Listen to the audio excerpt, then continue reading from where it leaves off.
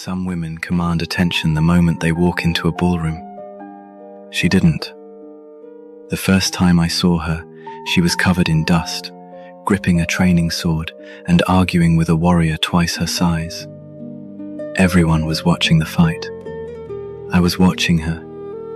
It was strange, because I shouldn't have noticed her at all. She wasn't a lady of the court. She didn't come from a powerful family. She didn't carry an important name. She was just a woman in the guard. At least, that's what everyone said. But every time I saw her walking through those halls, every time I watched her disappear into the crowd of soldiers, servants, and nobles, I felt the same thing, as if something was out of place, as if there was a missing piece in a puzzle I still couldn't see. The problem was, she never looked at me. She looked at him, the Marquis, and whenever she smiled at that man, it was as if the rest of the world disappeared around her. Maybe it wasn't my business. Maybe I should have ignored it. Maybe some people need to make their own mistakes. But I hated seeing her sad, and I hated even more realizing that I was starting to care. Because it wasn't my problem. It shouldn't have been. And yet, when I found her in that corridor, a suitcase at her feet and eyes trying to hide a pain she could no longer carry alone, I knew that man had made a mistake he still wasn't capable of understanding. She could barely look at me that day, maybe because I was a king, maybe because she never really saw me, or maybe some wounds run too deep to be seen. Then she left, and I let her go. But for the first time in many years, I regretted letting someone walk away, because something told me that wouldn't be the last time our paths crossed. I just never imagined I would find her like that. The hallway was far too quiet for that hour. Evangeline carried the cake with both hands, moving carefully, as if it might collapse with the slightest wrong movement. It probably would. She had never been particularly good at baking, and the proof was right there, covered in uneven frosting and decorated in a way no maid would dare call beautiful. But it was hers. Made with her own hands, with help, patience, and more than one failed attempt before she finally got it right. 3 years. She had walked down that hallway hundreds of times wearing armor, carrying a sword, standing tall and disciplined, never carrying a cake, never with her heart racing for a reason that had nothing to do with battle, and never wearing a dress like a noble lady. But today was special. It was his birthday, and she was going to surprise him. He's going to think it's ridiculous. The thought came and went quickly. Maybe he would, but he'd smile that smile too. She kept walking. The sound reached her before she could fully recognize what it was. Male voices, muted laughter behind heavy wood, the unmistakable clink of glasses, the side hall where the nobles usually gathered after dinner. She automatically slowed her pace, the way every soldier does when something feels wrong, even before knowing exactly why. The door was slightly open. Then she heard the name. Vivian. Evangeline stopped. Vivian arrives tomorrow, one of the counts said. She recognized the slightly nasal tone, softened by wine. After all this time, can you imagine, Levi? Silence. Not the kind that meant indifference. The other kind. The kind that comes when someone is processing something. Vivian. Levi's voice sounded different. Lower, heavier. How many years has it been? 6? 7? You probably remember better than I do. Laughter. Glasses clinking. Evangeline didn't move. The cake was growing heavier in her arms, but she barely noticed. The man almost married her, another voice said with amusement. You even asked for her hand, didn't you? She turned him down, someone added. Said he didn't have enough influence at court, said it was too soon. And now? Levi's voice changed slightly at the question. Not anger, not bitterness. Something worse. Something she recognized against her will. Longing. Now you have status. the Count replied with the kind of grin men wear when they think they're being clever. Maybe she's changed her mind. More laughter. And what about the other one? Someone asked casually, almost bored. The she-wolf from the guard. Are you finally going to marry her after 3 years? Or are you going to keep stringing her along? Evangeline felt her heartbeat shift. Just slightly. Enough to know that whatever came next was going to hurt. Marry her? Levi laughed. It wasn't a cruel laugh. It was worse. It was genuine. The frosting was beginning to melt beneath the warmth of her hands. She's pretty, pleasant, good company. He continued with the same easy tone someone might use while listing the qualities of a favorite horse. But a Luna, a marchioness, she's just a soldier. No bloodline, no family. She arrived here with no name and no past. Then why 3 years, Levi? The answer took only a second. Because the Alpha King respects her. His voice shifted slightly. More calculating. Have you noticed how he handles meetings when she's present? How his posture changes? The king has always watched that woman differently. And that benefited me far more than any political alliance I could have secured on my own. No. The thought barely formed. When I earned the title of Duke, he continued, his voice so cold it sounded like it belonged to a completely different man. I won't need this arrangement anymore. The plate suddenly felt too heavy. She never noticed when her fingers loosened. The crash echoed loudly through the silent hallway. Ceramic against stone. Frosting splattering across the cold floor. The cake collapsing as if it had never held its shape at all. The door to the hall never opened, but the voices stopped. Then footsteps approached from the hallway to her right. Light footsteps, thin soles, the kind that belong to women who don't need armor to command space. Evangeline looked up instinctively. 3 noble women stood there, staring at the destroyed cake, at her frozen in the middle of the corridor. The first looked at the second with a smile that needed no words. Isn't that the woman Marquis Levi is seeing? The second murmured, making no real effort to be discreet. I think so. The third tilted her head slightly, wearing the kind of clinical curiosity people reserve for those they don't consider worthy of real feelings. I never understood that choice, honestly. The king pities her, said the first, as though she had just solved an old mystery. She arrived alone, no family, no past, no memory of who she used to be. A small smile tugged at the corner of her mouth. The forgotten one. How did I not see it? The voice inside her didn't sound angry. It sounded tired, resigned. The kind of realization that arrives when the answer has been sitting in front of you the entire time. Love makes fools of us. She bent down to gather the broken pieces. Her knee slipped in the frosting. The 3 noblewomen laughed. She didn't look at them. She stayed kneeling in the hallway, collecting shattered ceramic with her bare hands, feeling the cold stone through the fabric of her trousers. Her face smeared with frosting from the hand she had used to wipe away her tears. And she thought, 3 years. 3 years in that castle. 3 years being the quiet woman who never asked questions about when, about titles, about the future. The woman who accepted, it's not the right time yet, because she trusted him. Because she cared. Because she believed there was a difference between a man who hadn't proposed yet and a man who never intended to. The next morning, she woke far too early. She hadn't really slept. She had drifted through that suspended state between rest and thought, where everything the mind refuses to face during the day returns in fragments. Levi's voice, his laughter, the word Duke. When I earn the title, I won't need this arrangement anymore. She rose before sunrise and began folding her clothes. There wasn't much. 3 years in the castle, and she still owned very little. She had always lived like a soldier, even after her relationship with Levi had earned her better quarters.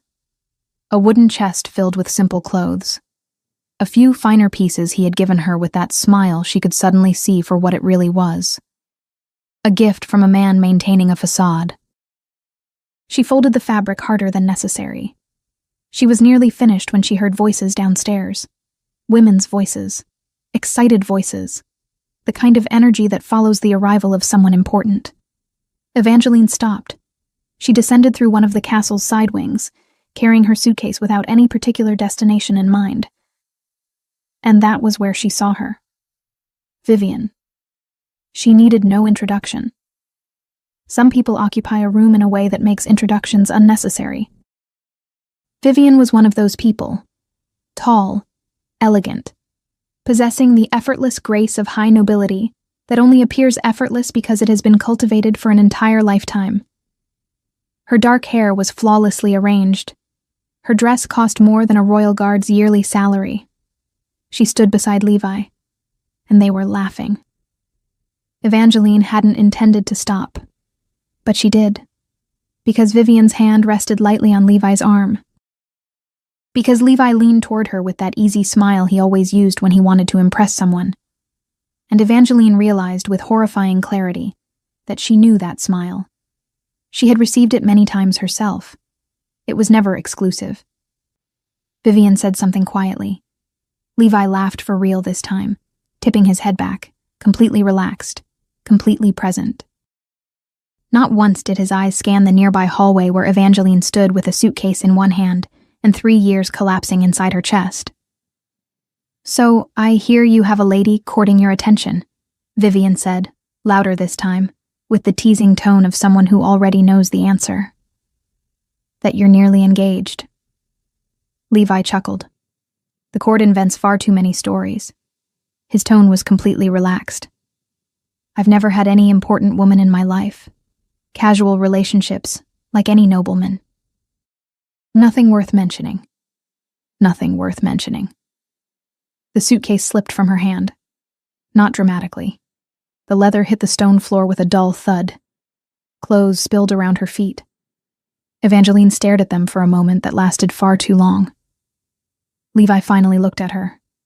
"Evangeline, It's all right, my lord." Her voice came out steady. She had no idea where that steadiness came from. It certainly wasn't coming from her chest, which felt completely shattered. But it came. "I'm fine." She crouched down and began gathering her clothes. Her fingers weren't cooperating.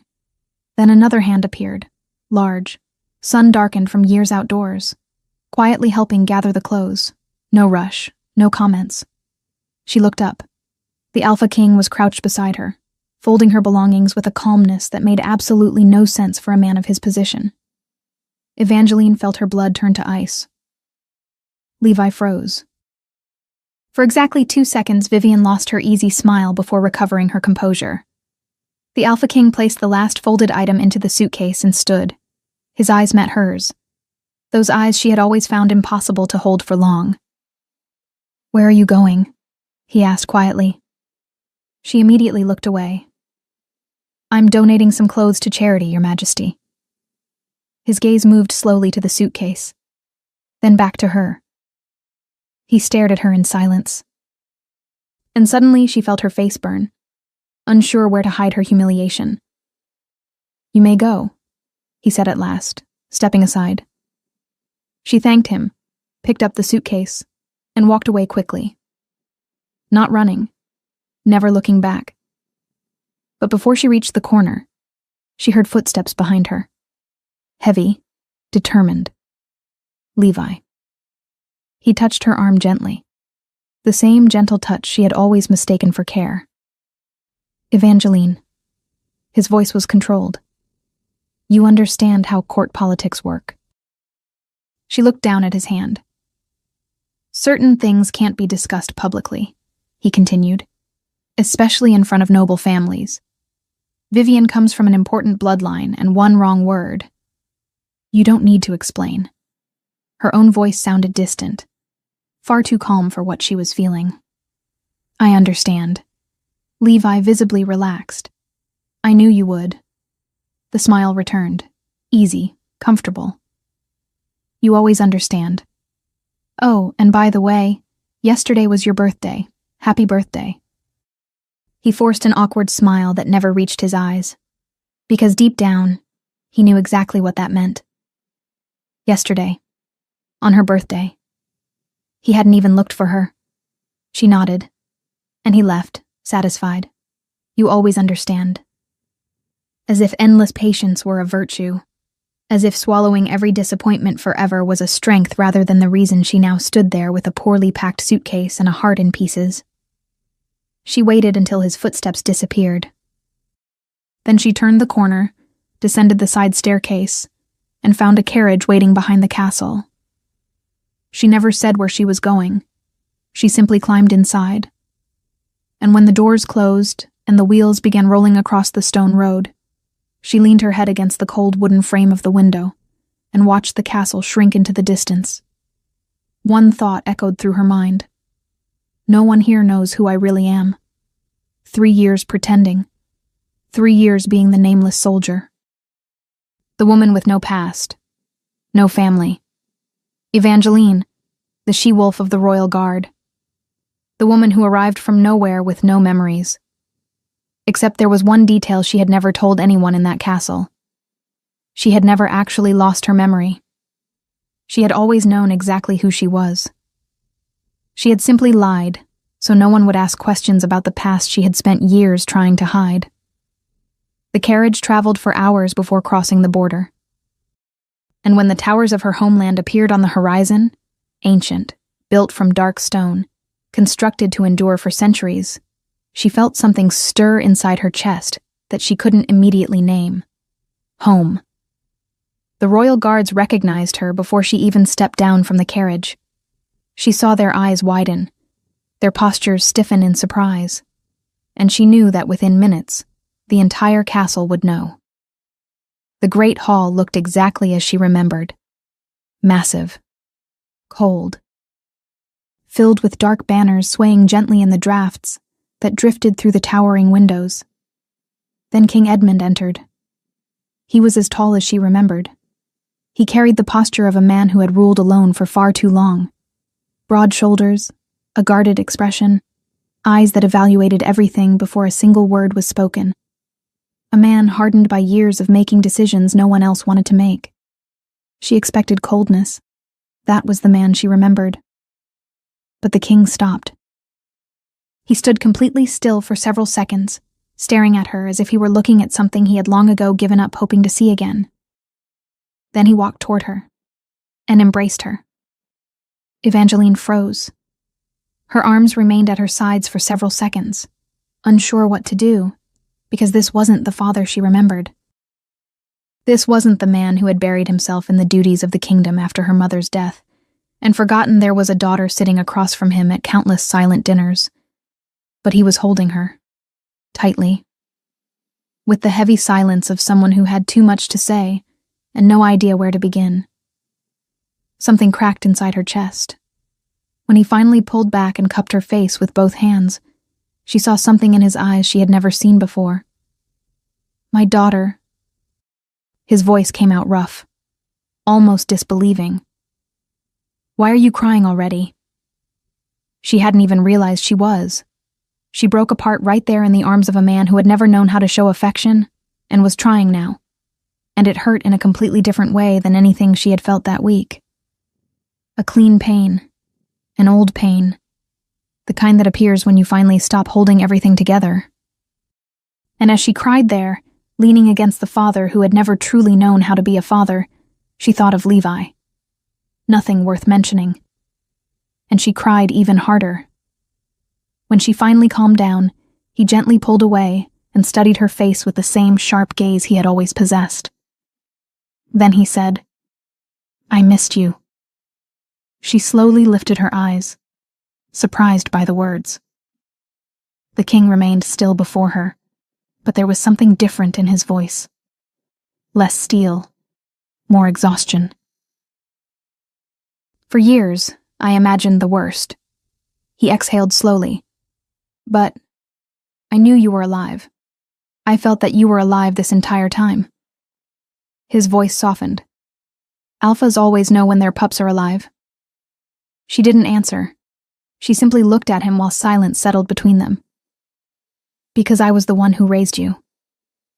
His voice grew firm again, carrying that hard-earned pride men like him rarely showed. I raised you to be strong, to survive, to defend yourself. Her chest tightened. "It doesn't matter where you've been," he continued, "or what happened while you were gone." Then he hesitated for the briefest moment, almost imperceptibly. "And even though this is difficult to say, because I haven't said it in many years," his eyes met hers. "I love you." The air caught in her throat, because those words carried more weight than any apology ever could. But then King Edmund straightened once more, as though he needed to become nothing more than the ruler of a kingdom again. "Now that you've returned, we can resume the arranged marriage." She blinked, still disoriented by the sudden shift. "What marriage?" "The one that was arranged before you left." His voice had returned to its firm, direct tone. "You ran away before you even met your suitor." She stared at him for several seconds. "Who is he?" Edmund didn't answer immediately. There was something in that silence she couldn't decipher. It didn't feel like hesitation. It felt like calculation. "We'll discuss that later," he finally said. "First, you need to return to your training. Resume your preparation to become a Luna. The responsibilities you abandoned are still waiting for you." He expected the old resistance to emerge, the same resistance that had driven her to flee this castle years ago. But the girl who had left was not the same woman now standing before him with a poorly packed suitcase. "I accept." Edmund slowly raised an eyebrow, clearly expecting an immediate refusal, and for the briefest fraction of a second, she thought she saw pride in his eyes. The training began a few days later. But as the months passed, the combat masters stopped treating it like a simple courtesy extended to the king's daughter. She was too fast, too precise. The movement patterns she was supposedly relearning were already ingrained in her body, as if they had never disappeared. Because they never had. 3 years living beyond the castle walls, and training as an ordinary soldier had transformed her into something very different from the refined Lunas this kingdom usually produced. By the 3rd month of training, after defeating a 3rd combat instructor in a row in front of dozens of soldiers, one of the older warriors quietly murmured to the man beside him, "She was born for this." Edmund was watching from the balcony. He said nothing, but she felt his gaze and knew he had heard. At the end of that training session, he descended to the field and approached close enough to speak only to her. "Your suitor will arrive soon." A pause.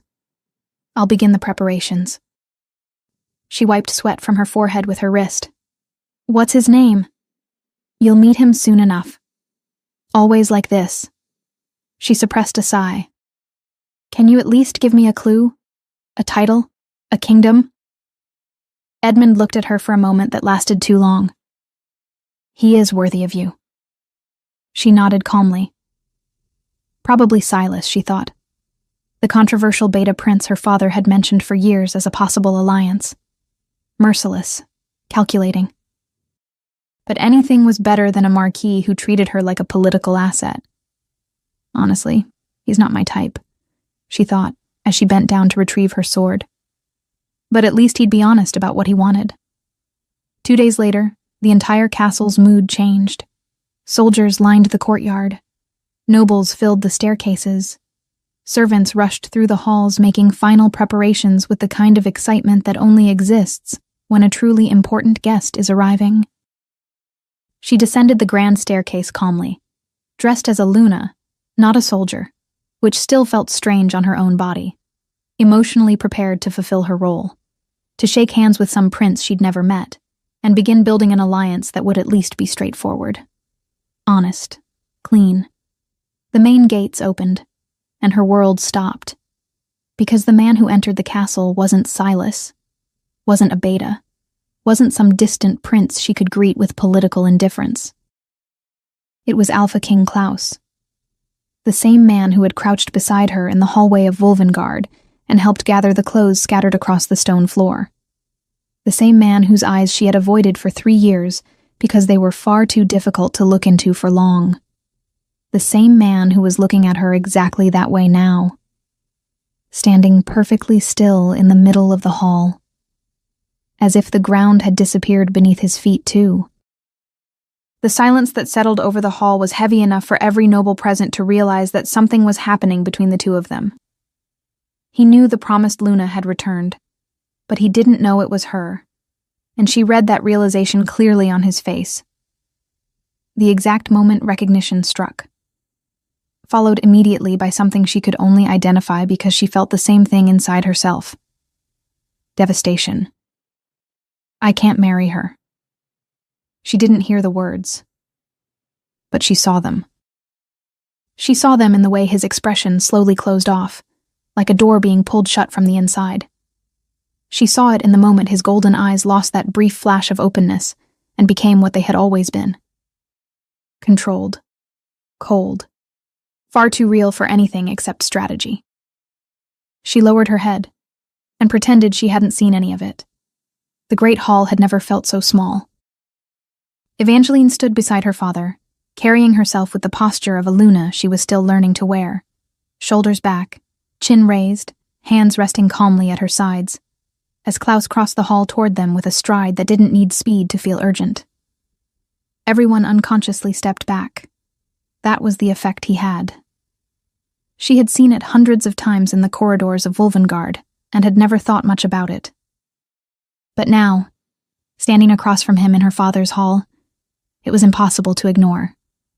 The entire atmosphere changed whenever he entered a room. Her soldiers recognized it.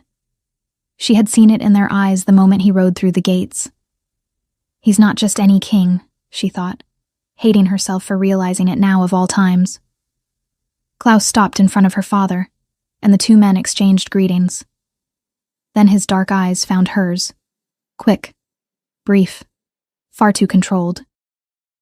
The dinner table had been set for 3, her father at the head, Klaus to the right, her to the left, trying very hard to appear completely indifferent to all of it.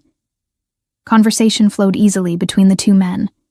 Territories, alliances, border strategies. Her father spoke to the Alpha King the way he spoke to very few men, directly, without unnecessary diplomacy, without the polished layer he reserved for other nobles. Klaus answered in exactly the same way, which clearly pleased her father even more. She tightened her grip on her wineglass. At one point, her father inclined his head slightly toward her and said, with the quiet satisfaction of a man about to show off something that made him proud, "My daughter has spent the last few days defeating every combat master in this kingdom." One of Klaus's eyebrows lifted slightly. Impressive. "Nothing unusual," her father replied, with the straightforward simplicity Evangeline recognized as his version of praise. A Luna of noble blood defeating a combat master isn't an achievement. It's an obligation.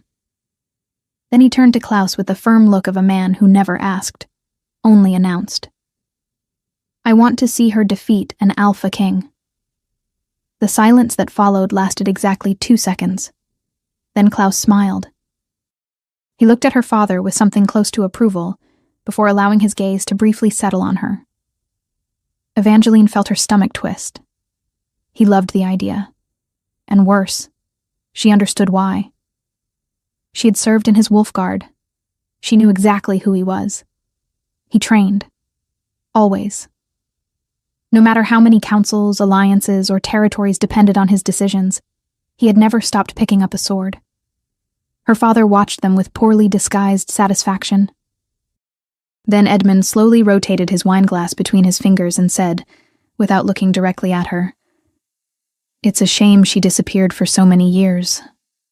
She could have learned a great deal about other kingdoms." Her father nodded, slightly melancholic, and Klaus lifted his eyes toward her with an infuriating calmness before replying, "I think your daughter knows far more about my kingdom than she realizes." She froze. Her eyes widened. He continued, swirling his wine with the same casual ease of someone commenting on the weather. "In fact, I'd wager she knows my castle very well." Her father frowned slightly, confused. Evangeline shot Klaus a subtle look. A warning. Small. Desperate. And he simply held her gaze with that faint smile that was beginning to drive her insane. Her father had never asked where she had spent those years. He had been too happy to have her back to think about asking the obvious question. and Klaus knew it. The training field sat 15 minutes from the castle, in a wide, stone-ringed clearing that the kingdom had used for elite training for generations. The morning air was cold and carried the scent of damp earth. She arrived on time. He was already there. No heavy armor, just dark training clothes, sleeves rolled to his elbows, a wooden practice sword slowly spinning between his fingers as he stared toward the horizon. When she approached, he didn't immediately turn around. For some reason, that irritated her. Eventually, he looked over his shoulder. There was that trace of amusement lingering at the corner of his mouth, the expression she was beginning to recognize. And hate. At the same time. They took their positions with wooden swords. No ceremony, no lengthy warm-up. She attacked first. He blocked with a level of ease that felt almost insulting, redirecting her strike and giving her room to reposition. She attacked again. Faster. Changing angles. This time he actually had to take half a step back. Good. They continued like that for several minutes. She pressed. He defended, counterattacking with the calm precision that came from decades of real combat experience. Gradually, she realized he wasn't simply defending. He was studying her. Every movement pattern, every hesitation, every moment when her body made a decision before her mind did. He was analyzing her. Then he stopped. Now for the other part. She held her breath. What part? Your father asked me to complete your Luna training.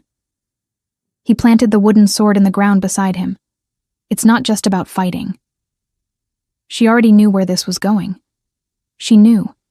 Yet somehow she had hoped he would ignore this portion, because this was the difficult part. The mental bond, he said, directly. Every pack possessed it. A silent communication blessed by the moon goddess that connected wolves during battle. Brief thoughts, intentions, warnings. But Aluna had something more. Not merely the ability to connect, the ability to influence, to enter that space and calm what was breaking apart. The fury. Every alpha knew it. Every warrior of strong blood knew it. The moment when the wolf's instincts overpowered the man's reason.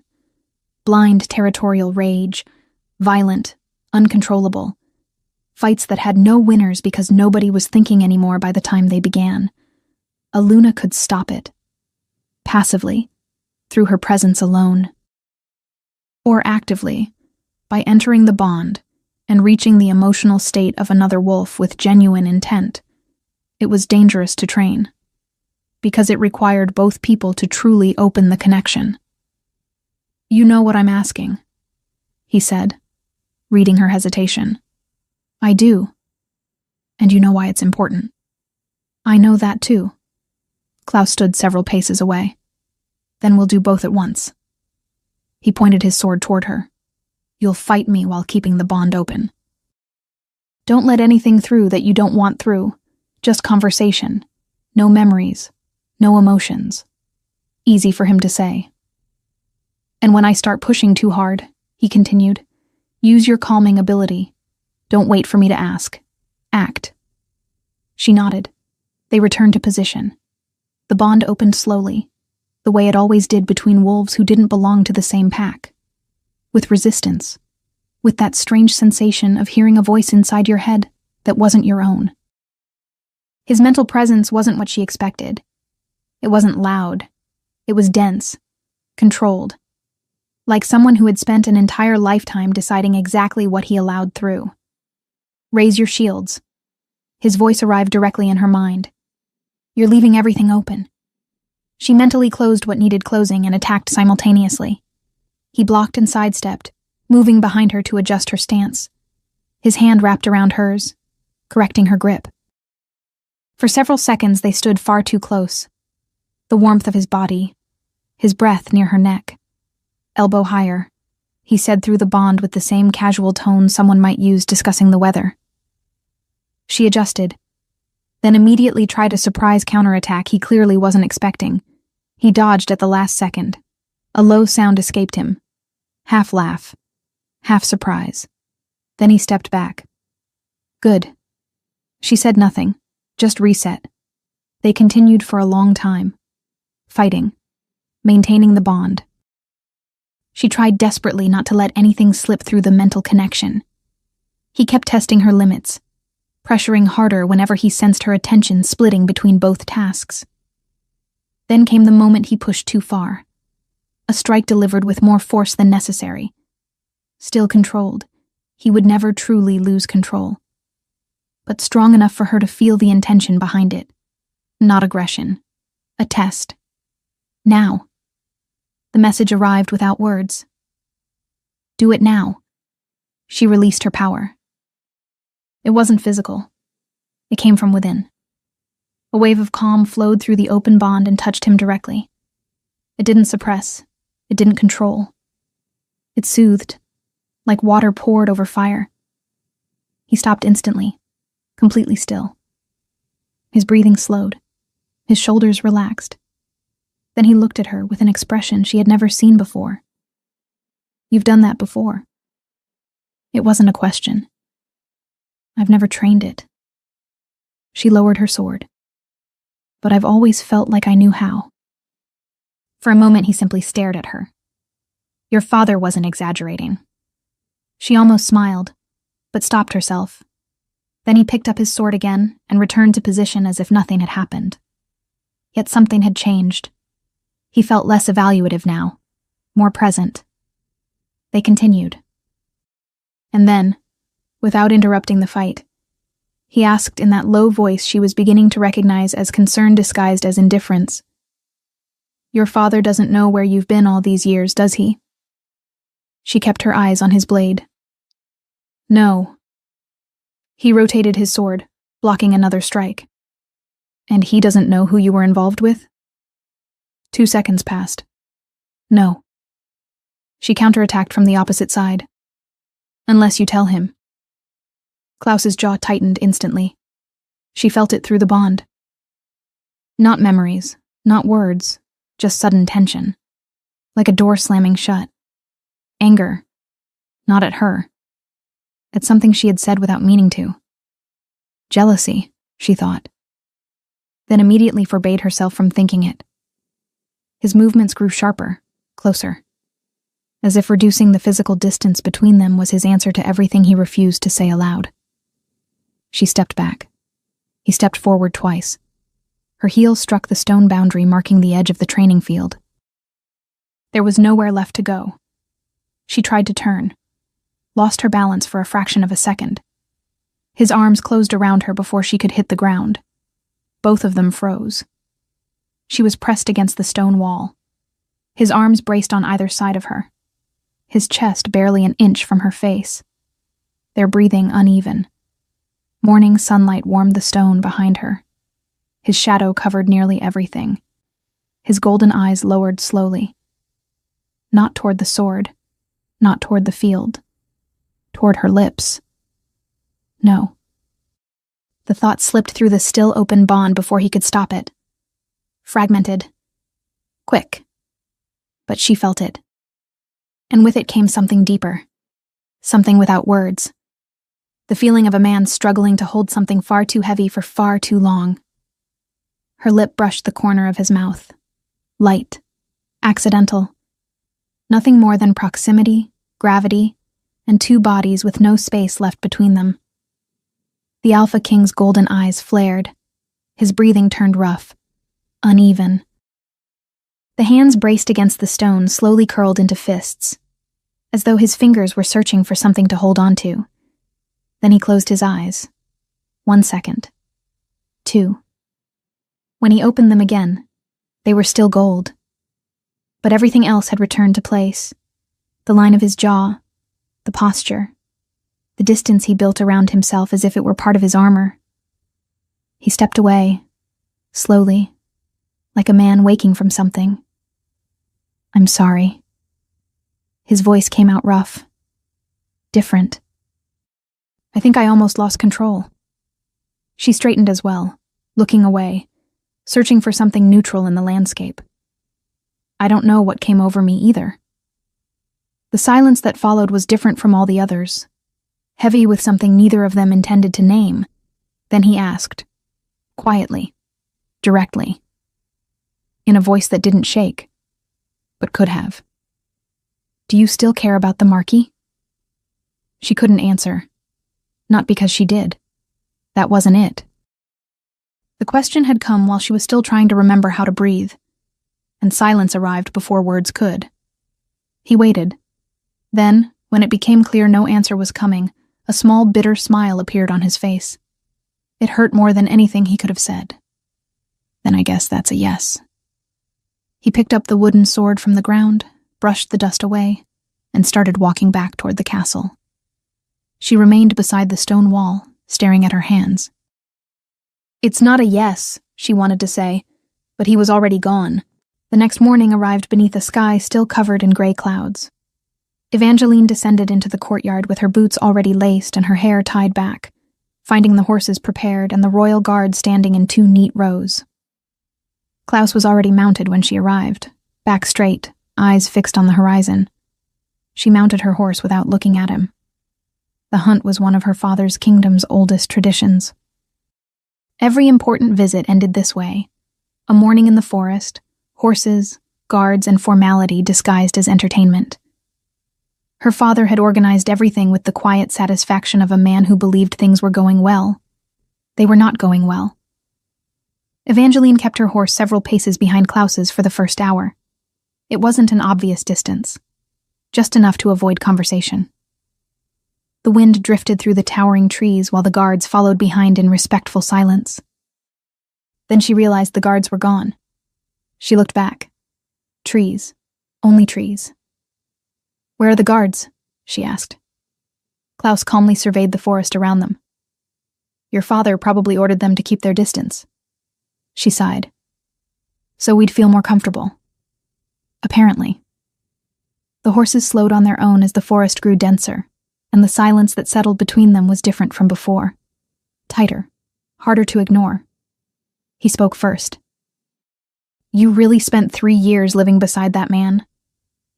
She didn't pretend not to understand. "Does that question serve any purpose?" "It does."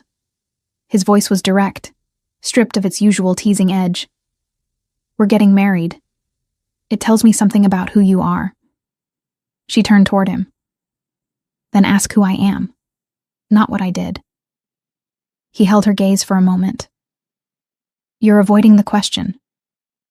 "I'm answering the wrong one." The corner of his mouth twitched, not quite a smile, but close. Then he leaned slightly forward over the reins and asked in a lower voice, "Were you intimate with him?" The air between them changed instantly. Heat rose to her face, and she was furious that it did. "You're questioning my honor?" "No." A pause. "But you know how these things work." "That's none of your concern." "It is entirely my concern." His golden eyes locked onto hers. She swallowed hard. Hearing those words from him, in that tone, low, steady, affected her far more than it should have. "I was never involved with him that way." Her voice came out sharper than intended, even though he pushed for it more times than I'd like to remember. A bitter laugh escaped before she could stop it. He always promised marriage afterward. Said we needed to act like a real couple first.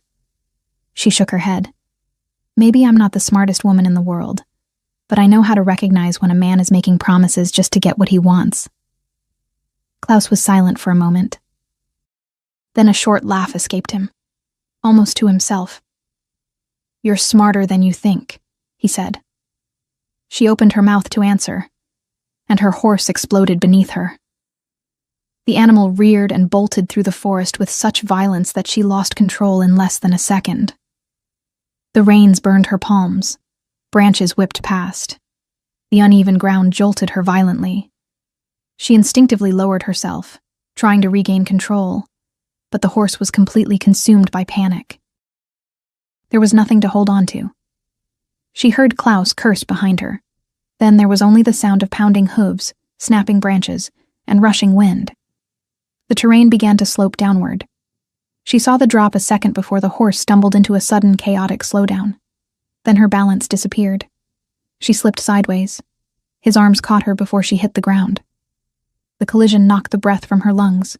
Her back pressed against his chest, his arms wrapped around her waist. Both of them breathless and frozen in the middle of the forest, while the horse finally slowed several yards away. Neither moved. His breathing was heavy near her temple. His hands remained locked around her waist. She could feel every finger separately through the fabric, as though the warmth of his touch passed straight through it. Then a fragment of the bond slipped through before he could stop it. Not words, not a thought, just a feeling. It struck her chest as though it belonged to her. Relief. So intense it hurt. She went completely still, because that wasn't the relief of someone who had prevented an accident. It was the relief of someone who had been carrying something for far too long and had finally let it fall, if only for a second. He realized she had felt it. His arms loosened immediately. She slowly turned around. When their eyes met, there was something entirely different in his expression. The look of a man who had accidentally revealed too much and hadn't yet decided what to do about it. His golden gaze dropped briefly. Then he stepped back. The posture returned, the shoulders, the distance. "Are you all right?" His voice was far too neutral for what had just happened. It took her a second to answer. "I am." He nodded, took hold of his horse's reins, and started walking back through the forest without another word, putting distance between them as though distance could solve anything. She remained where she was, staring at her own hands. That night's dinner was quieter than the others. Her father talked. Klaus answered. She participated when necessary, but spent most of the evening trapped inside her own thoughts. She didn't look at him once during the meal. But she knew, with the kind of certainty that needs no confirmation, that he looked at her. When her father finally excused himself to attend to matters of the kingdom, the hall gradually emptied until only the crackling torches remained. She was about to stand when his voice stopped her. "May I speak with you?" She froze. He stood beside a window overlooking the courtyard below. Torchlight struck the side of his face as he turned. And there was something in his expression she had never seen before. Tired. She remained where she was. "We're getting married in 15 days, he said. Her heart accelerated before she could stop it. "I accepted this alliance long before I knew who you were." A brief pause. "But things are different now." She didn't answer. He took a few steps closer. "It's impossible to look at you and not think about that marquise." His voice was low, direct. "I can't pretend otherwise." The words hurt. "I need to know whether you're willing to forget that man." His golden eyes locked onto hers. "Because you're coming back to my kingdom with me." Another pause. "And he'll be there." She lowered her gaze. Her silence shattered something inside him. "You don't have to go through with this because of politics." For the first time, his voice faltered, just slightly. "I know you don't want to disappoint your father." And suddenly she understood what he was doing. He was building an escape route for her, wrapping his own pain in generosity so she wouldn't have to feel guilty for walking away. He took a slow breath before continuing, his voice barely above a whisper. "I understand." Then he turned to leave. "Send me a letter confirming whether you still want this marriage, or not." She stared at his back, and before thought could become decision, she grabbed his hand. He stopped immediately, completely still, his back still turned toward her. "I don't want to give up our alliance." Her voice came out firm, stronger than she expected. "I want to continue with you." Slowly, he turned around. Golden eyes met hers. She took a deep breath. "But if you think my past will be a source of shame for you and your kingdom." Her voice wavered slightly at the end. "Then tell me. I'll explain it to my father. He'll understand." He stared at her for a long moment, then tightened his fingers around hers. You're not understanding. She lifted her eyes.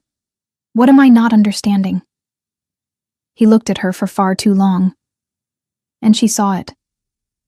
The exact moment something rose to his lips and was swallowed back down. His golden eyes traced her face as if searching for something he still hadn't found. Then he slowly released her hand. I'm leaving tomorrow. His voice was quiet. Final. Decide what you truly want. I'll wait for your letter. And then he walked away. She sat at the desk in her room with a quill in hand and a blank sheet of parchment before her. She sat there for a long time. Then she began to write. Not a political letter, not a confirmation of an alliance. Because some things only become clear when someone leaves and the silence they leave behind becomes impossible to ignore. I want you. I don't know how to explain it properly. But it feels as though you've always been there, and I simply wasn't paying attention. You left yesterday, and I already miss you. That makes no sense. Or maybe it does, and that's exactly what scares me. You're far more than I deserve, and I still don't know what to do with that. She stopped writing, stared at the words for several seconds, then folded the parchment before she could change her mind. A knock sounded at the door. Her father entered before she could answer. Pack your things. His voice was calm, firm. We have somewhere to be. Trust me. The carriage traveled for hours. She stared out the window without asking where they were going. Then, when the towers appeared on the horizon and she recognized their outline, the air left her lungs all at once. No, but yes, they were the towers of Wolvengard. She was no longer returning as a soldier, no longer returning nameless, with no past, with no one knowing who she truly was. She was returning as the Luna of another kingdom. And the entire castle knew it before the carriage had even stopped. She saw it in people's eyes as she stepped down. The murmurs beginning in the corners, spreading through the corridors, reaching even the soldiers who knew her by name, and now looked at her in a completely different way. Wait, wasn't that the she-wolf from the guard? She was a Luna? How did no one find out? She's going to marry the Alpha King? She kept her posture, and then he appeared. He descended the steps of the great hall slowly. His eyes swept across the room for an instant before stopping on her. Her heart slammed against her ribs. Klaus descended the last steps without taking his eyes off her, and when he came close enough to speak, the nobles around them went silent, as though they understood they were not welcome in the small space between them. This was certainly your father's idea, he said quietly. You don't need to explain. He looked at her father with flawless formality. It is an honor to receive you both. Then his eyes returned to her, and his voice changed. Lower, more intimate, heavy with the weight of a man who had chosen every word before speaking. Especially my future wife. Her knees nearly gave out, and she was furious at them for it. He gave her 1 second. Only one. Then he added, my future queen. I'm going to faint. The thought came completely against her will. I swear I'm going to faint right here in front of everyone. But she didn't. She stood tall, held his gaze, and tried to breathe normally while the entire castle watched her. And while the Marquise of Wolvengard, somewhere in the hall, finally understood what he was seeing. His face was the face of a man who had just had the ground ripped out from under him. His mouth slightly parted, his eyes moving over her from head to toe, as if trying to fit together two images that didn't belong. The soldier, the Luna, the same woman. She didn't look away. She passed him without stopping. The entire castle wanted to look at her, and she let them look, because there was nothing left to hide. Levi tried to approach her twice that afternoon. The first time she was surrounded by nobles as she was being formally introduced, and he had no opening. The second time, she simply turned down a corridor before he could get close. The third time, he found her. She was in the castle's outer gardens, needing 5 minutes away from everyone, when she heard footsteps behind her. She recognized them before she turned. Evangeline. She stopped, but she didn't turn around right away. Please. His voice was different. Gone was that calculated ease he always carried. Just one moment. She turned. His face was genuinely shaken. And that surprised her, because she had spent weeks preparing herself to see him again. But she had not prepared herself for this. What is going on? His voice came out confused, almost desperate. Why did you never tell me? She took a deep breath. Because I thought you might actually care about me. His eyes faltered. I ran away from my kingdom because I didn't want to live surrounded by politics and arranged marriages. Her voice lowered. I didn't want to be a Luna. I only wanted to live like someone normal. Then she looked straight at him. And I truly cared about you, Levi. That broke something in him. She saw the exact moment he realized what he had destroyed with his own hands. He stepped closer. Then you can't marry him. She frowned. If you love me. His voice turned urgent. You need to stay with me. I made a mistake. I know I made a mistake, but... Am I interrupting something? The voice came from behind them with that particular calm that was more intimidating than any shout. The Alpha King. The Marquis immediately stepped back, his posture shifting in a fraction of a second. Shoulders lowering, chin dipping, that involuntary submission of a wolf before an alpha. Your Majesty, I was only... But Klaus wasn't looking at him. He was looking at her, and there was something in his eyes she had never seen before. Not anger, worse than anger. Disappointment. He stared at her in silence for several seconds, and she opened her mouth, needing to explain, needing to say it wasn't what it looked like, that she hadn't asked for that conversation, that... I see you still haven't managed to forget him. His voice came out low. No accusation, no drama. Only the weary realization of someone confirming something he had been trying not to believe. Then he turned his back and walked away. Wait. She stepped forward. But he had already disappeared around the corridor. That night's dinner was a silent torment. The table was long and crowded. Nobles, allies, visitors from neighboring kingdoms. Her father sat at the head, pleased with the formality of the gathering, and Vivian sat very close to Klaus's right, wearing a dark dress and a bright smile. Vivian was working.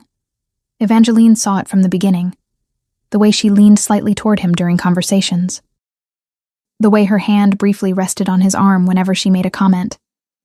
The laughter, carefully calculated, soft, perfectly measured to seem spontaneous. And the worst part? He didn't stop her. He remained polite, formal, responding with that kingly composure that never revealed what he was truly thinking. But he didn't pull away, didn't create distance. He simply allowed the conversation to happen with that neutrality that could mean everything or nothing.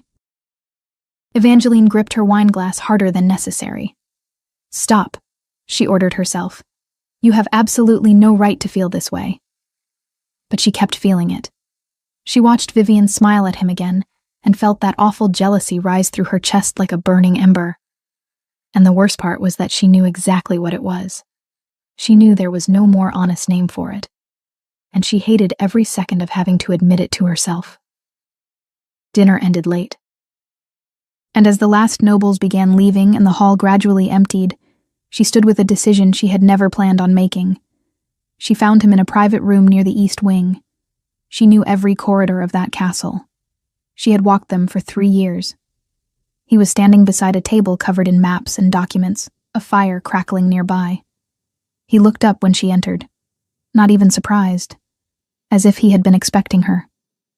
Interesting, she said before she could stop herself. He slightly furrowed his brow.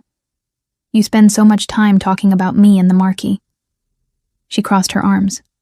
But you seemed pretty busy giving Vivian attention all through dinner. Klaus slowly leaned against the table behind him. His arms folded, his eyes fixed on hers with that calmness that drove her completely insane. "I honor my political alliances," he said, "and I'm polite to the people of my kingdom." Polite. She repeated the word with an irony she couldn't disguise. "Unlike certain people," he continued in the same calm tone, "who keep meeting former lovers in hidden gardens." That hit her squarely. "You're exaggerating." "Am I?" The tension escalated quickly. "You didn't seem bothered when Vivian was practically throwing herself at you." He slowly raised one eyebrow. Just one. With that quiet arrogance she had spent weeks trying not to find attractive. "Are you jealous, miss?" She held her breath. "No." The answer came too fast, far too defensive. And judging by his expression, he noticed. "I simply found it curious," she continued, trying to regain her footing, "to watch my future husband giving so much attention to other women." The corner of his mouth lifted, almost a smile. She turned her back on him. "You look beautiful when you're jealous." His voice reached her low and rough, directly against the back of her neck. She closed her eyes for a second, furious that it affected her at all. She left the room without responding. And behind her, Klaus remained standing there, a smile still lingering on his lips. The next morning, the arena was packed. It was one of the kingdom's traditions. Public training matches, competitions between nobles and members of the Wolf Guard, demonstrations of strength and skill before the court. Evangeline sat in the stands beside several noble women when Levi stepped into the arena. The people want to see their Alpha King fight. The silence that fell over the arena was immediate. Klaus had been standing near the side entrance speaking with one of the counselors. He stopped, slowly turned toward the marquis with an expression that wasn't anger. It was almost amused disbelief. "Are you sure?" Levi lifted his chin. "I am." Klaus looked at him for a second, then let out a short laugh, handed his dark cloak to one of the guards, and entered the arena with that infuriatingly confident calm of a man who had absolutely no need to prepare for something like this. Evangeline tightened her hands in her lap. The fight began, and it was over quickly enough to be humiliating. Levi was skilled, she knew that. They had trained in the same castle for years. But Klaus was something else. His movements were economical, precise, free of any unnecessary effort. And what made it truly devastating was exactly that. He wasn't trying. He was simply better, naturally, without needing to prove it. Levi attacked with anger, with ego. With that desperate need to prove something, Klaus simply blocked, dodged, waited. And when the moment came, it happened so fast that half the arena barely saw it. Levi hit the ground. The arena exploded. Klaus extended a hand to help him up. Levi accepted it with a red face and his eyes fixed on the ground. As Klaus left the arena, he passed close enough to murmur without even turning his head. "You must have enjoyed watching that." She kept looking ahead. They were just two men training. He laughed softly. Of course they were. Finally, she turned toward him. "You think everything revolves around me?" "I think this did." His golden eyes settled on hers for a moment. "Now all that's left is for you to challenge Vivian." "I don't fight like that." "That's a shame." His gaze briefly dropped to her lips. "I would have loved to watch." She crossed her arms. Then she heard a voice behind her. "Then how about right now?" It was Vivian. The arena fell silent again. Vivian stood several yards away, chin lifted, eyes fixed on Evangeline with a coldness that no longer hid behind elegance. Evangeline looked at her for a moment, then removed her coat. The fight was unlike anything the arena had seen that day. Vivian attacked first with a level of force that surprised even the oldest soldiers in the stands. Pure anger turned into violence, fast, aggressive, without any real technique beyond the desire to hurt. She struck Evangeline in the face almost immediately. The blow snapped her head sideways, and opened a thin cut near her eyebrow. Another strike split her lip. She tasted blood before she felt pain. In the stands, Klaus went completely still. Evangeline stepped back twice, breathed. This bitch is actually fighting for real. Then she stopped retreating, because she had learned something during her years in the guard that Vivian had never needed to learn. Anger is energy. And energy without direction becomes a mistake. She waited. Let Vivian attack again. Harder, more desperate. And the exact moment Vivian's balance failed, she moved. Fast, clean, decisive. Vivian hit the ground. The arena lost its mind. The guards who knew Evangeline as one of their own shouted louder than anyone. Vivian left the arena without looking at anyone. Her shoulders stiff, her face red with something that had nothing to do with physical exertion. Evangeline remained standing at the center, breathing heavily, her lips split, her eyebrow throbbing.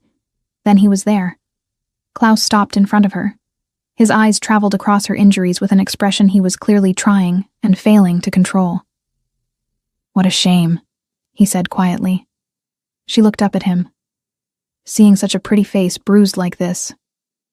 She immediately opened her mouth. "Are you on my side or hers?" He took a step closer.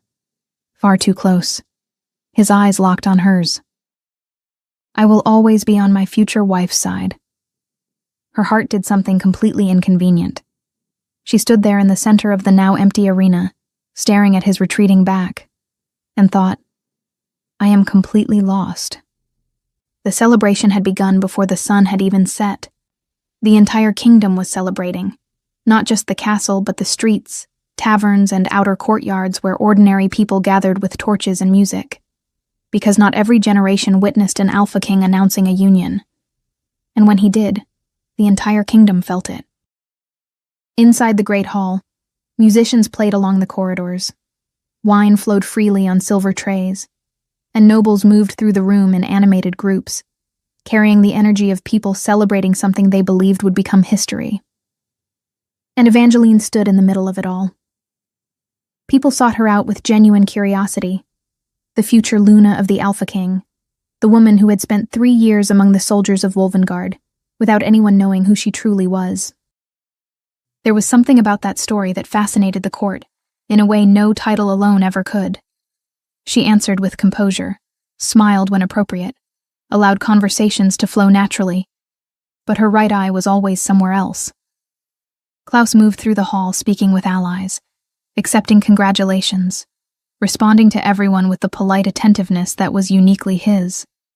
And every so often, for no apparent reason, his gaze would sweep across the room until it found her.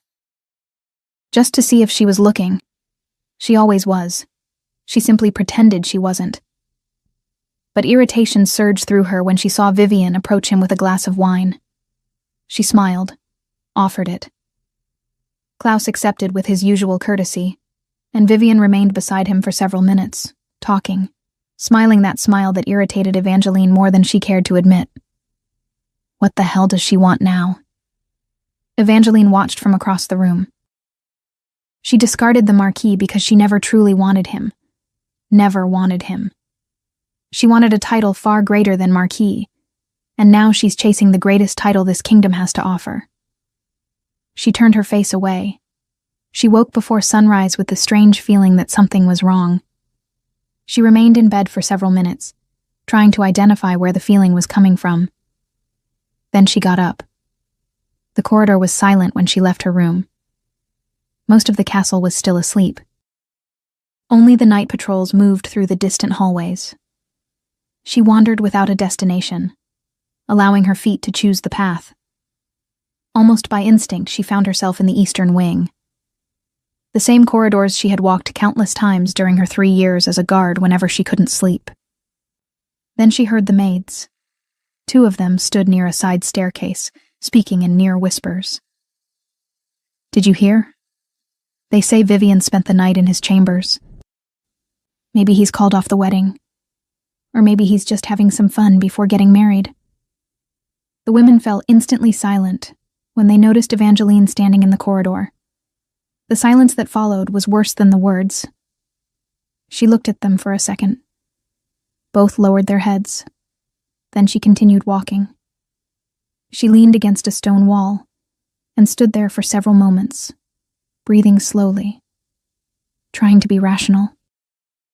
Trying to remember that castle rumors were rarely completely true, that there were 1,000 possible explanations, that she shouldn't.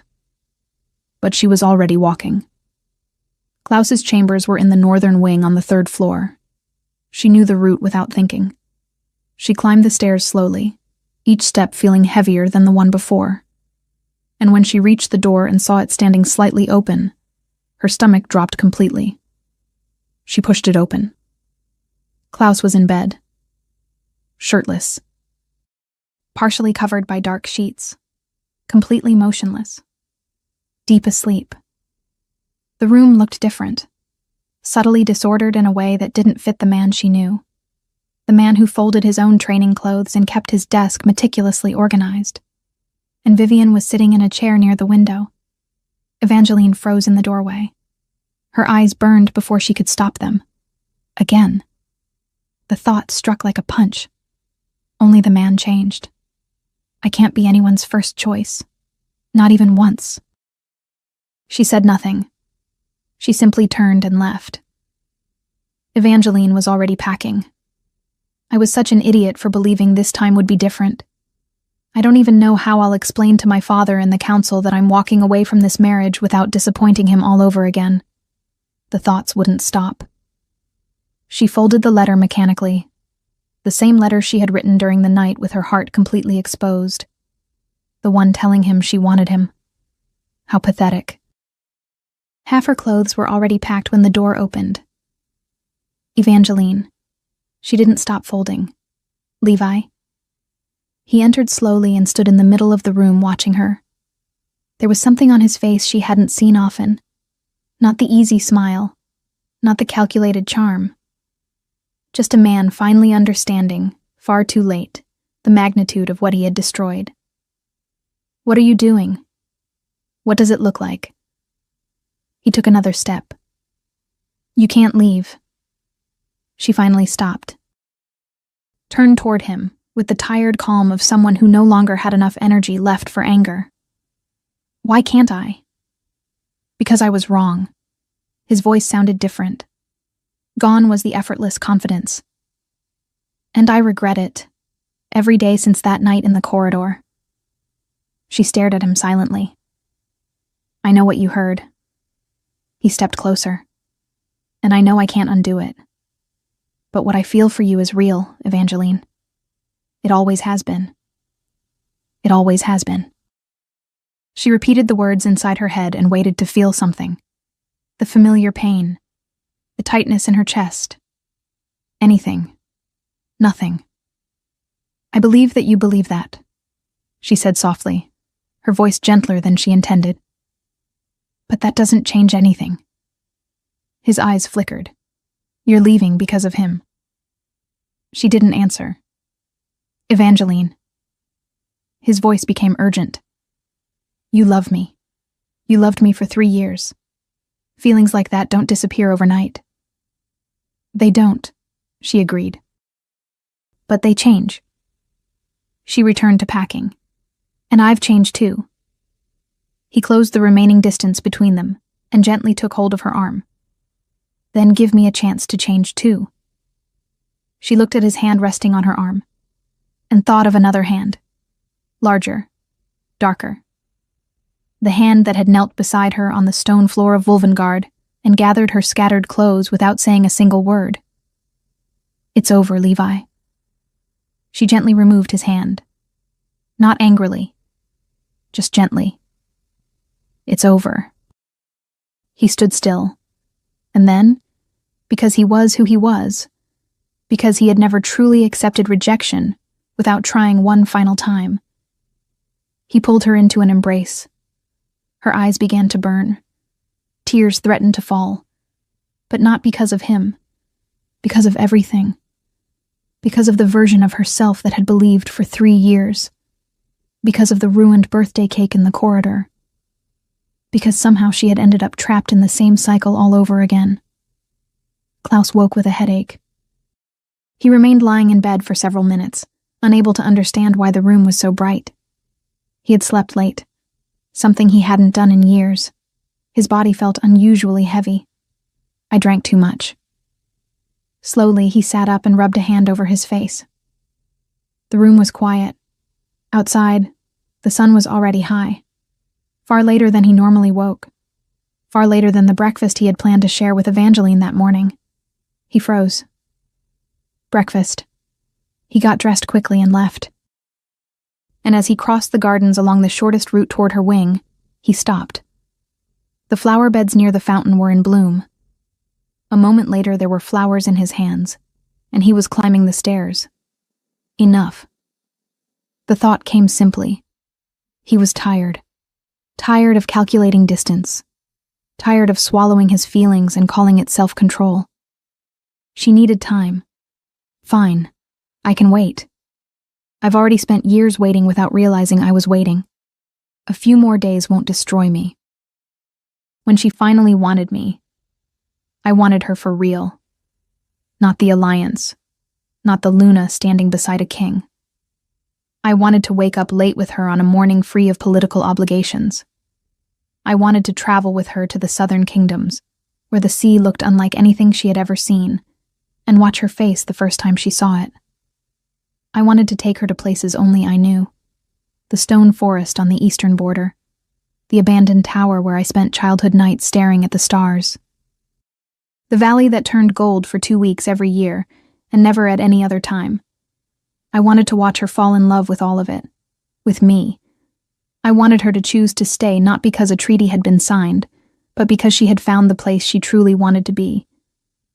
I can wait for that. He turned the corner. But this game ends today. The corridor leading to her chambers was silent. The door stood slightly open. He stopped. He heard the Marquise's voice first. Then he saw. Evangeline stood in the middle of the room, and the Marquis was embracing her. One arm around her shoulders, or maybe her waist. Klaus couldn't tell. The flowers slipped from his fingers. They hit the stone floor of the corridor with a soft sound that nobody inside heard. He stood there, watching them. Klaus saw the choice being made in real time. Levi continued holding her for several moments, speaking softly, telling her she didn't need to leave, that he had been wrong, that he regretted it every day, that he still loved her. And she listened to every word with that strange distance of someone physically present but mentally somewhere words could not reach. Finally, she stepped away. I need to speak with the council and with my father, she said quietly. But I'm leaving. I can't stay here anymore. Her footsteps echoed too quickly through the stone corridor. Evangeline wasn't thinking about where she was going. She was thinking about getting there before she changed her mind.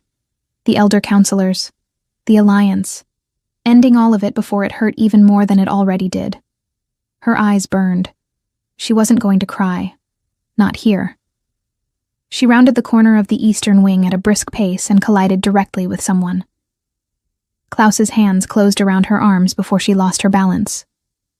Both of them froze. She looked up at him. And what she found wasn't the controlled king she had always known. It was a man with uneven breathing, a tired gaze, a sad gaze. A man who looked as though he had been carrying something far too heavy for far too long. He didn't release her immediately. Where are you going? His voice came out rough. To speak with the elders. She stepped away. To cancel the alliance. Me too. A brief pause. I was on my way there. Silence lingered for exactly 2 seconds. I see you're desperate to get rid of this, he said. I'm not staying with you out of convenience. Her voice was firm. I won't. Klaus let out a short laugh, bitter, humorless. Must be terrible for you. His eyes held hers. Being forced to put up with me. Being trapped in this marriage while you're in love with another man. She lifted her chin. It must be terrible for you too. Her eyes didn't waver. Being stuck with only one woman when you clearly prefer having several. A pause. I'm not going to be just another one of them, Klaus. He frowned, genuinely confused. And then, instead of asking, he provoked. Because that was what he did whenever he came too close to revealing himself. Funny. His voice was low, sharp. You didn't seem to have that problem with the Marquis. He does whatever he wants, treats you however he wants, and you're still there. His eyes darkened. Am I really that much worse than him that I don't even deserve a chance? I almost begged. The realization struck him instantly. I almost begged a woman who was in another man's arms less than an hour ago. She stared at him for a second. I have nothing with Levi anymore. There was no hesitation in her voice, and I won't accept that kind of treatment from any man. Her gaze never blinked. No matter what title he carries. Another pause. Even if that man is the most powerful man in the world. Her voice hardened. Even if he's the Alpha King. A beat. If I have to, I'll run away again. Liar. The word escaped before he could stop it. I saw you two. His voice hardened. You were in his arms, in your room. I saw it with my own eyes. She lowered her gaze briefly. The flowers. She had seen the flowers scattered in the corridor. So he had been there. He had seen. Then she looked back at him. I can't stay with a man who wants more than one woman.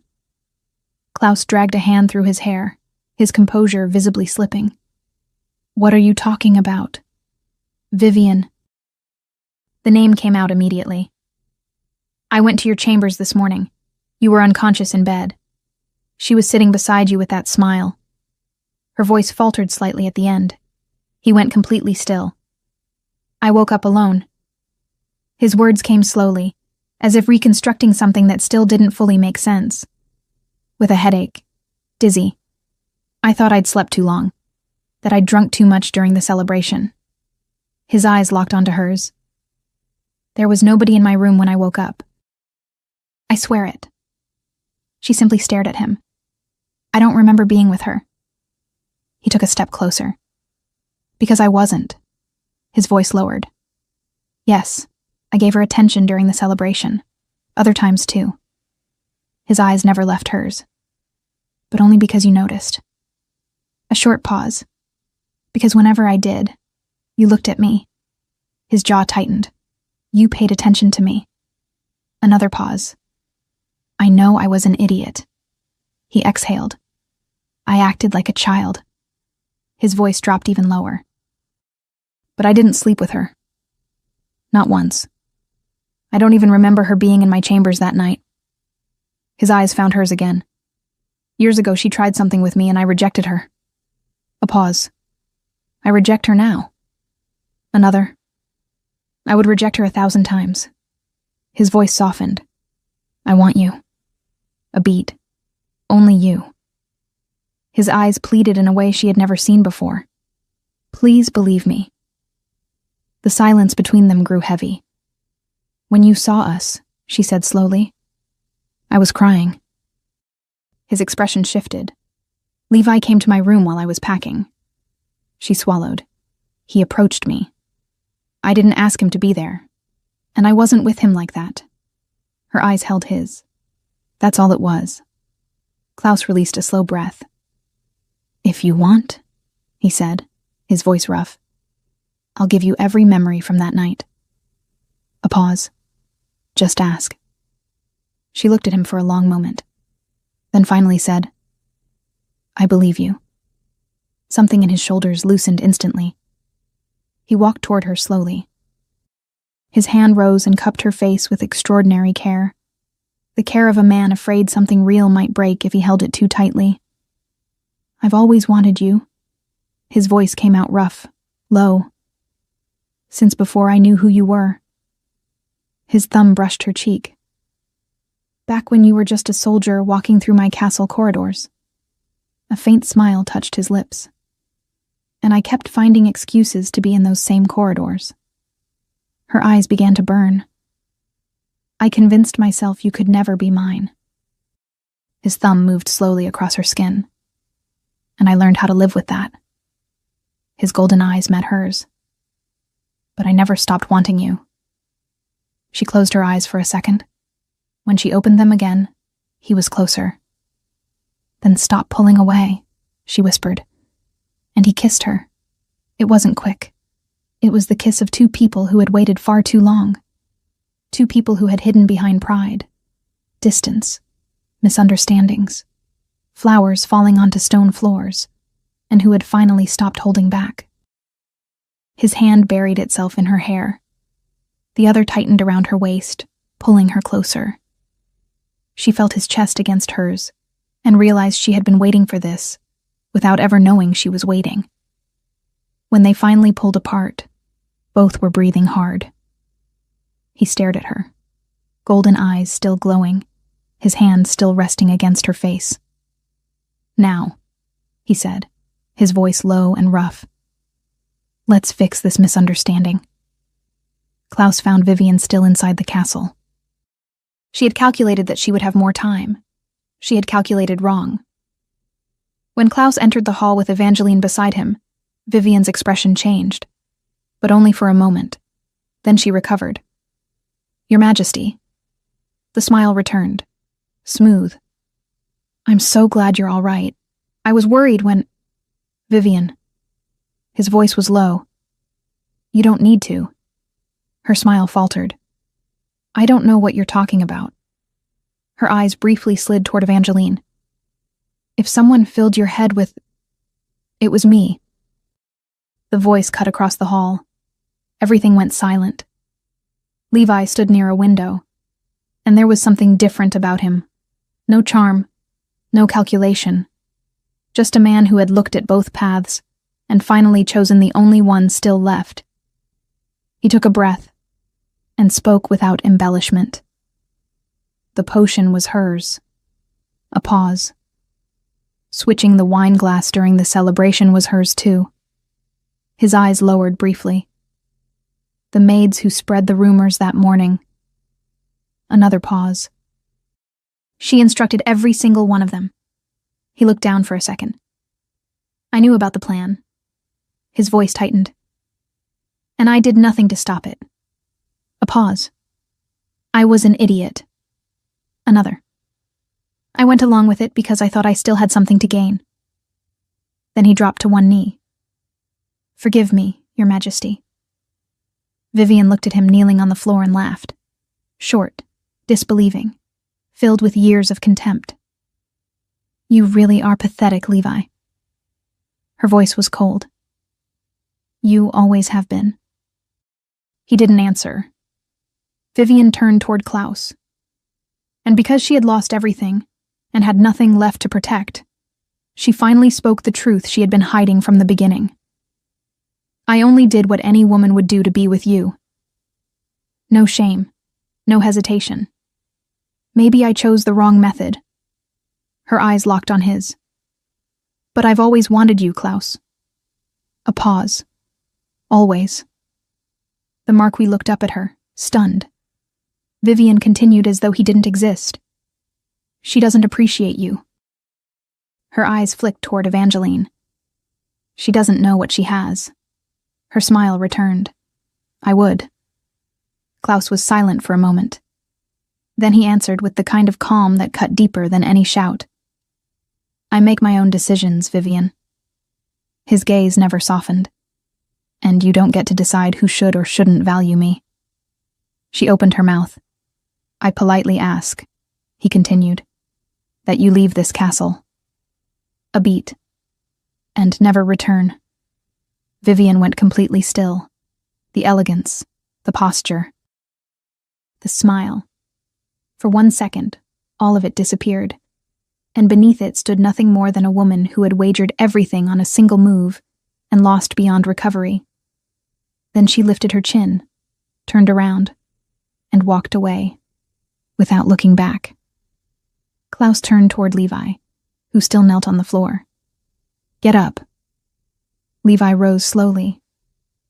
You acted out of self-interest from the beginning. Klaus's voice was completely indifferent. You used her. A pause. You used her position to get closer to me. Another. You took everything she gave you while never intending to give anything back. Levi said nothing. You will never become a duke. The words landed like stone. You will never rise in rank.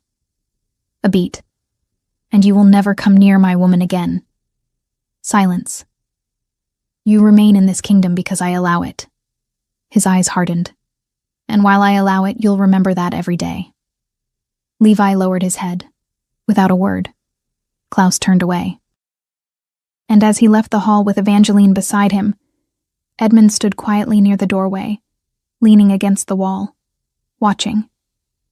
The expression on his face belonged to a man who understood far more than he ever revealed. He looked at the two of them together, and smiled. The wedding took place at sunset. The entire kingdom gathered before the ancient stone altar, surrounded by torches and the banners of Volvengard dancing in the mountain wind. Nobles filled the front rows. Royal guards lined the sides.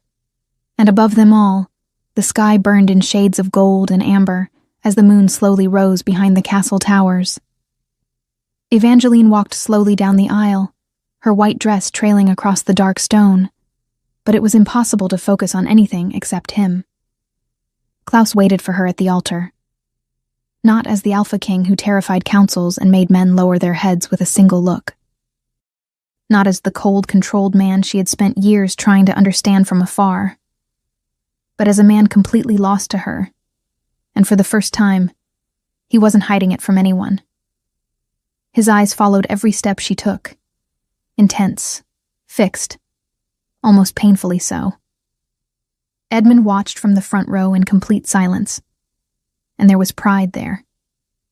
A proud, almost emotional look as he watched his daughter cross that space, not as the girl who had run away years ago, but as a woman who had finally found her place in the world. Klaus never looked away, not even once. And then the bond slipped. Not intentionally. She felt his voice pass through her mind before he even realized he had left the connection open. She was walking away while the Marquis was talking, and all I could think was how beautiful she was. Her heart nearly stopped. Another thought followed. Older. Deeper. Watching her train in the guard's courtyard. Gods. There's no way she's just another wolf. What a remarkable woman. Smart. Strong. Images rushed through her mind. Guards watching Evangeline fight. Men openly impressed. Women in the guard smiling as she defeated larger opponents. Her wolf form racing across the training field with impossible speed. And him. Always him. Standing silently in the background on the castle balcony. Watching. Watching everything. Evangeline felt her chest tighten painfully. Because all that time, he had truly seen her. Another thought crossed the bond. Lower. More intimate. I started falling in love with you, long before I understood what was happening to me. She nearly lost her breath. Then it was her turn. The bond opened completely. Klaus immediately lifted his head when he felt her thoughts flowing through the connection.